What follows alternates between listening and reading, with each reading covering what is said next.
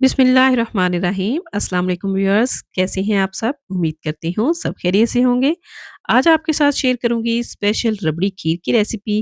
खीर तो हर घर में बनती है, लेकिन हर किसी के बनाने का जो अंदाज़ है वो मुख्तलिफ होता है।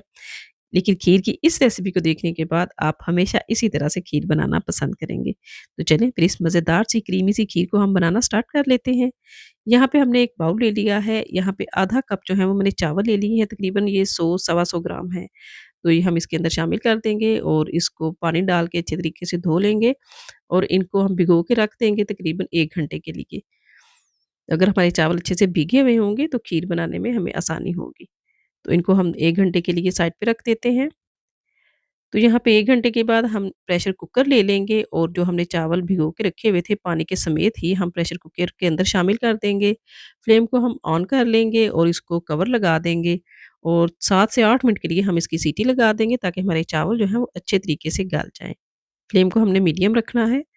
तो तकरीबन 7 मिनट हो चुके हैं और चावल हमारे यहाँ पे अच्छे तरीके से गल चुके हैं। अब हम चम्मच की मदद से इनको मज़ीद मसल लेंगे ताकि चावल का जो दाना है वो यहाँ पे साबुत ना रहे।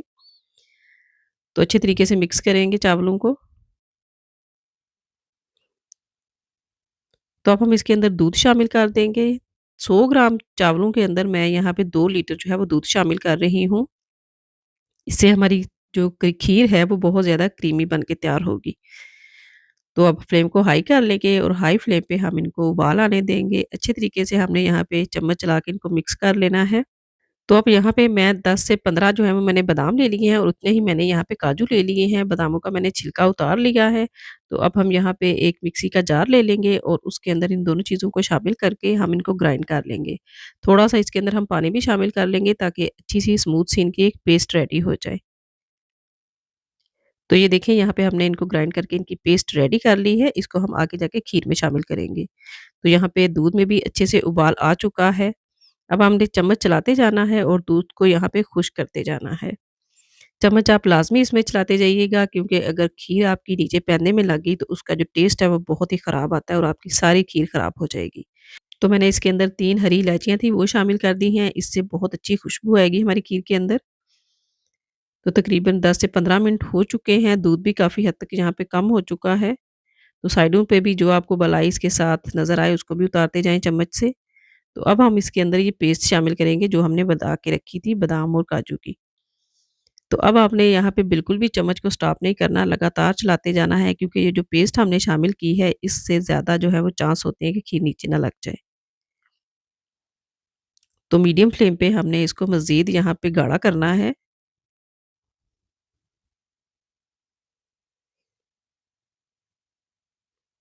तो ये देखिए यहाँ पे तकरीबन माशाल्लाह से बहुत अच्छी इसकी क्रीमी सी लुक आ रही है। मज़ीद इसको थिक करेंगे। इस रेसिपी को आप ज़रूर एक दफ़ा ट्राई कीजिएगा। मुझे उम्मीद है कि आपको खीर बनाने का ये तरीका बहुत पसंद आएगा।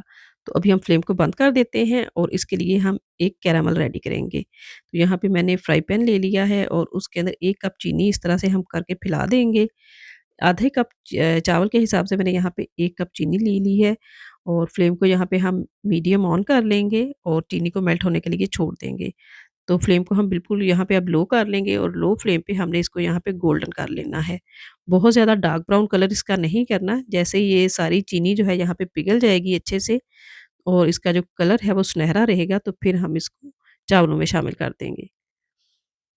तो ये देखिए यहाँ पे चीनी जो है वो पिघल चुकी है और अच्छे से यहाँ पे इसका हमें कैरामल रेडी हो गया है। तो अब इसके अंदर हम आधा कप पानी का शामिल कर देंगे। जैसे ही पानी शामिल करेंगे तो ये थोड़ी हार्ड हो जाएगी, लेकिन ये आहिस्ता-आहिस्ता खुद ही पानी के अंदर मिक्स होना शुरू हो जाएगी। तो इस तरह करने से एक तो खीर की लुक अच्छी आती है और दूसरा उससे टेस्ट भी बहुत एनहांस होता है। तो यहाँ पे हमारा कैरामल जो है वो बन के रेडी हो चुका है। तो अब ये उठा के हम खीर में शामिल कर देंगे। फ्लेम को हमने इसलिए बंद किया था क्योंकि हमारी जो खीर है वो नीचे ना लगे। तो दोबारा से हम इधर अब फ्लेम को ऑन कर लेंगे और इसको 10 मिनट के लिए मज़ीद पका लेंगे। तो ये देखिए कितना अच्छा-सा कलर आ गया है गोल्डन सा खीर का और टेस्ट भी इसका बहुत लाजवाब बनेगा इंशाल्लाह। तो चलिए जी अब यहाँ पे हम इसको मज़ीद गाढ़ा करेंगे।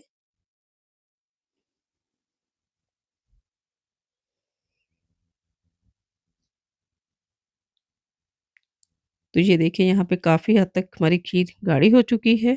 तो अब हम इसको जो फ्लेम है यहाँ पे इसको बंद कर देते हैं और इसको रूम टेम्परेचर पे आने के लिए छोड़ देंगे।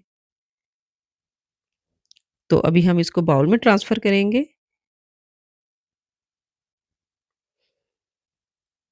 और ऊपर से हम इसको गार्निश कर लेंगे कटे हुए बादाम और पिस्ते के साथ। आपको जो भी ड्राई फ्रूट पसंद हो तो वो आप उसके ऊपर लगा सकते हैं। तो अच्छी तरह से हम ये ड्राई फ्रूट ऊपर लगा के इसको 2 घंटे के लिए फ्रिज में रख देंगे ताकि ये अच्छे से ठंडी हो जाए। तो 2 घंटे के बाद ये आप इसकी लुक चेक करें। ये मैं आपको चेक करवाती हूँ कितनी मज़ेदार, ज़बरदस्त और क्रीमी टेक्सचर के साथ हमारी ये खीर जो है वो बन के तैयार हो चुकी है।